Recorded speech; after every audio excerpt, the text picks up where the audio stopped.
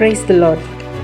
யோவான் 3ஆம் அதிகாரம் 3ஆம் வசனம் இவ்வாறாக கூறுகின்றது: இயேசு அவனுக்கு பிரதியுத்தரமாக, ஒருவன் மறுபடியும் பிறவாவிட்டால் தேவனுடைய ராஜ்யத்தை காண மாட்டான் என்று மெய்யாகவே மெய்யாகவே உனக்கு சொல்லுகிறேன் என்றார். ஒருவர் அவருடைய சிறு வயதில் இருந்தே வேதாகமத்தை கரைத்து குடித்தவர் எனலாம். வேதாகம சம்பவங்களையும் வேதாகம போதனைகளையும் மிகச் சிறப்பாக விளக்கம் கொடுத்து போதிப்பவர். ஏதாவது ஒரு வேதாகம சம்பந்தமான கேள்வி கேட்டால் மிக சிறப்பான பதில் தருவார். ஆனால் இவருடைய தனிப்பட்ட வாழ்க்கையில் பாவம் மேலோங்கி இருக்கிறது. பரிசுத்தத்தின் சாயல் அவருடைய வாழ்க்கையில் இல்லை. அவருடைய சுபாவங்கள் மேன்மையானவை அல்ல. ஏனென்றால் அவர் வேத அறிவு பெற்றவர், ஆனால் இயேசுவை தனக்குள் பெற்றுக்கொண்டவர் அல்ல. வேத அறிவு பெறுவது என்பது வேறு, தேவ உறவை பெறுவது என்பது வேறு. அறிவியல், பொருளாதாரம், வரலாறு, அரசியல் கற்பது போல கிறிஸ்தவத்தை கற்றறிய முடியும். அவற்றை கொண்டு சிறப்பாக போதிக்கவும் முடியும். ஆனால் அவற்றின்படி வாழ இயலாது.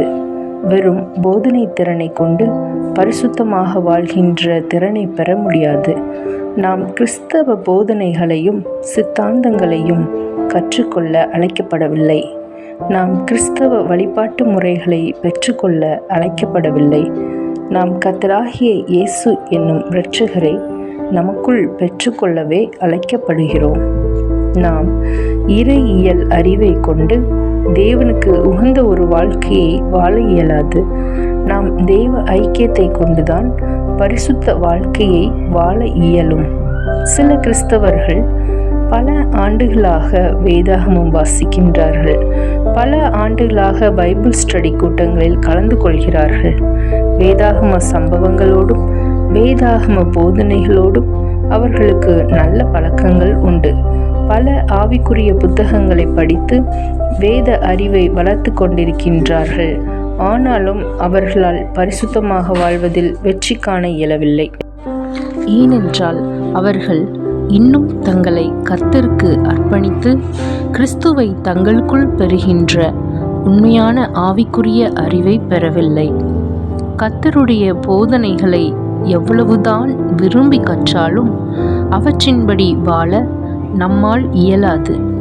ஏனென்றால் மறுபிறப்பின் அனுபவம் பெறாத மனிதன் எவ்வளவு பக்தியாளனாக இருந்தாலும் அவன் இன்னும் பாவியே.